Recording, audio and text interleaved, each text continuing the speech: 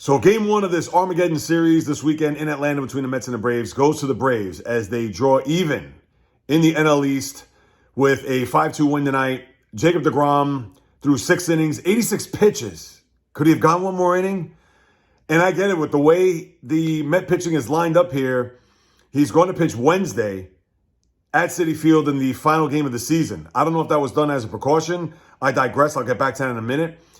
But if I would have told you at the start of the game that deGrom would go 6 innings, 86 pitches, you'd be, strikeout 11, would not walk a batter, give up 5 hits, but 3 of those hits being solo home runs, including back-to-back home runs in the bottom of the second, you'd be like, that doesn't sound like Jacob deGrom.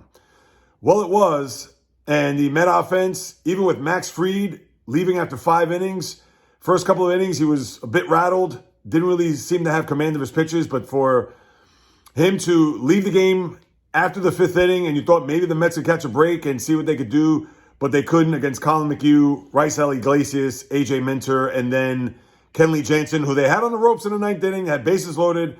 Francisco Alvarez, the prize, the number 1 prospect in baseball, who was brought up today because of the ineptitude by Darren Ruff and their designated hitters, especially in the last couple of months, did not perform. I mean, he was 0 for 4, but he had a couple of good at-bats, and I agree with Buck Showalter for keeping him in there with the bases loaded, 5-2 and 1 out. But he did strike out against Jansen.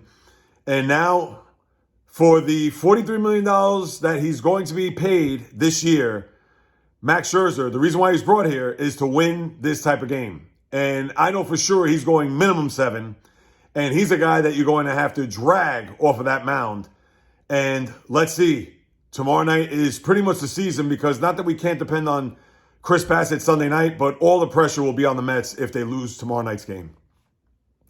And, excuse me, as far as deGrom, going back to the scenario where he pitched tonight, actually his scheduled starting rotation would have been tomorrow, but they moved him up, I guess, maybe to save him for the final game of the season, which is on Wednesday. But let's just say, that, for argument's sake, even if the Mets do need to win that game, and let's say if they don't for whatever the reason, and now they're in a wild card scenario, that means you're not going to see Jacob deGrom over the weekend in a wild card setting. So something to think about. I know it's a little bit too early with these hot takes or what have you, but I don't care.